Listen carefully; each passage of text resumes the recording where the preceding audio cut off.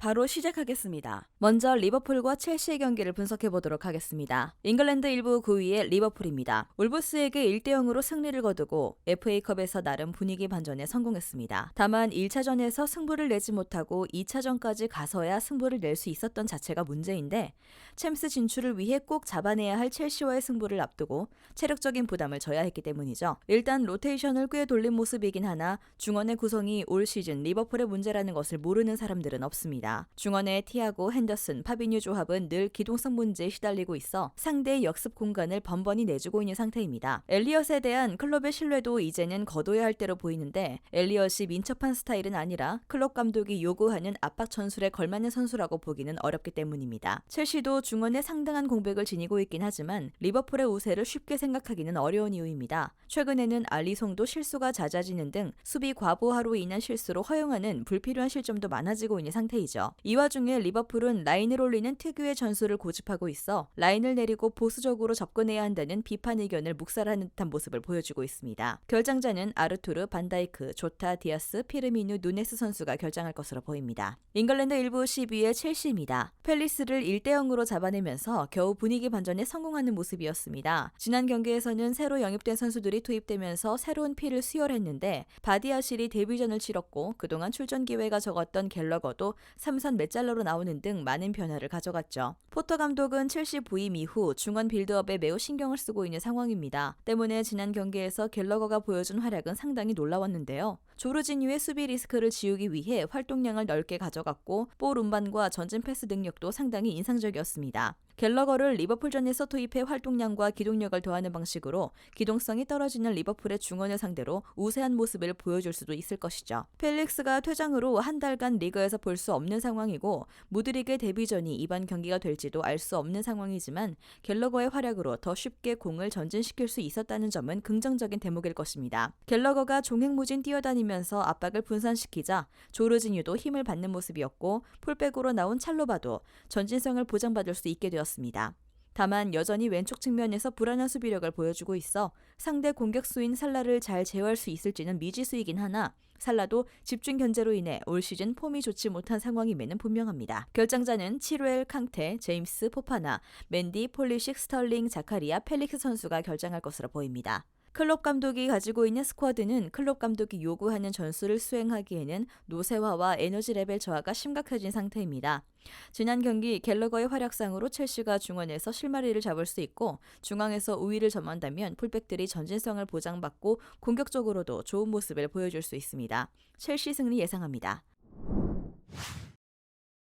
다음은 라요 바예카노와 레알 소시에다드 경기를 분석해 보도록 하겠습니다. 스페인 1부 9위의 라요입니다. 바야돌리드를 겨우 잡아내면서 좋지 못한 분위기를 일단 끊어내는 데 성공했습니다. 압박을 강하게 가져가면서 자신들이 주도하는 양상을 만들었고 상대의 빌드업을 적절하게 제어하면서 기대 실점을 0점대로 만든 것이 주요했던 경기였습니다. 다만 수비 맨디가 빠졌다고 하더라도 소시에다드 중원을 상대로 우세한 양상을 만들 수 있을지는 의문스러운 것이 사실입니다. 피지컬이 좋은 메리노와 온더볼과 타르빵 능력이 좋은 실바가 라요의 압박을 무용지물로 만들 가능성도 충분한 상황이죠. 홈에서 레알 마드리드를 압박으로 고전시키면서 3대2로 승리를 거두긴 했지만 그 경기에서도 중앙에서 높은 점유율을 확보했다고 보기는 어려웠고 실점도 2개가 나오면서 수비적으로는 다소 불안한 모습을 보여주었습니다. 결장자 없습니다. 스페인 1부 3위의 소시에다드입니다. 마요르카를 1대0으로 겨우 잡아내면서 상승세를 이어갈 수 있게 되었습니다. 상대의 5백에 다소 고전하긴 했지만 5분 만에 나바로가 골을 넣으면서 안정적으로 경기를 풀어나갈 수 있게 된 것이 승리의 요인인데요. 일단 중원 싸움에서는 우위를 점할 가능성이 높은 상황입니다. 오야르사발이 복귀하면서 중앙 뎁스는 전반기보다 더 나아졌고 지난 경기에서 휴식을 취했던 실바도 많은 나이에도 불구하고 클래스를 입증하고 있습니다. 수비 맨디의 결장이 아쉽긴 하지만 메리노를 후방에 배치하고 양 메짤라를 실바 오야르사발로 구성하는 방식도 고려해 볼 수 있을 듯합니다. 결장자는 메르클란츠, 사디크, 솔라, 구에바라, 토리엔테스, 수비 맨디 선수가 결장할 것으로 보입니다. 중원의 뎁스가 오야르사발의 복귀로 인해 더 두터워졌고 수비 맨디의 결장도 메리노를 후방에 배치하면서 상쇄할 수 있습니다. 다만 라요 역시 강한 전방 압박으로 상대 빌드업을 봉쇄하는 데 능하고 턴오버를 만들면서 빠른 역습을 구사하는 데 능해 소시에다드의 훌륭한 실점 억제 능력에도 불구하고 실점 가능성이 없다고 할 수는 없을 것입니다. 다득점 양상이 나와도 이상한 경기는 아닐 것이고 레알 소시에다드 승리 예상합니다. 다음은 엘라스 베로나와 레체 경기를 분석해 보도록 하겠습니다. 이탈리아 1부 18위의 엘라스 베로나입니다. 인테르에게 패했습니다. 다만 스코어상으로는 0대1로 나쁘지 않았고 경기 내용도 어느 정도 팽팽한 모습을 보여주었는데 3분 만에 라우타로에게 선제 결승골을 허용하긴 했지만 상대 공격을 기대 실점 0점대로 막아내면서 꽤 단단한 수비 라인을 구축한 것을 보여주기도 했습니다. 결정자는 파라오니 베르디 선수가 결정할 것으로 보입니다. 이탈리아 1부 14위의 레체입니다. 밀란과 2대2로 비기면서 호조가 계속되고 있습니다. 2대0 스코어를 지키지 못하고 동점으로 경기를 마무리 지은 것은 다소 아쉬운 부분이 있으나 우디네세, 라치오, 밀란 등 강팀들을 상대로도 꾸준히 좋은 성과를 내고 있다는 점은 칭찬해도 마땅할 것입니다. 레체는 상당히 수비적인 성과가 좋은 팀입니다. 선수단의 공수 전환 속도가 상당히 빠르고 1대1 마킹 능력이 좋은 모습을 보여주는 편인데 이 모습을 잘 보여준 경기가 라치오를 2대1로 이긴 경기인데 임모빌레에게 선제골을 허용하자 감독은 라인을 내리고 임모빌레에게 단단한 마킹을 붙였고 더 이상의 실점을 막으면서 역전을 만들어낼 수 있었습니다. 전력의 한계로 인해 무실점 경기는 많이 없는 편이긴 하나 올 시즌 멀티 실점을 한 경기가 4경기밖에 없다는 점에서 주목해볼 필요가 있을 것입니다. 결정자는 데르마쿠, 폰그라치치 선수가 결정할 것으로 보입니다. 두 팀의 무실점 비중은 서로 낮은 편이긴 하나 레체는 멀티 실점 빈도가 적은 편이고 수비력을 바탕으로 라치오와 우디네세에게 승점 4점을 따내는 등 수비가 오히려 전력에 비해 좋은 편으로 분류하는 것이 옳다고 봅니다.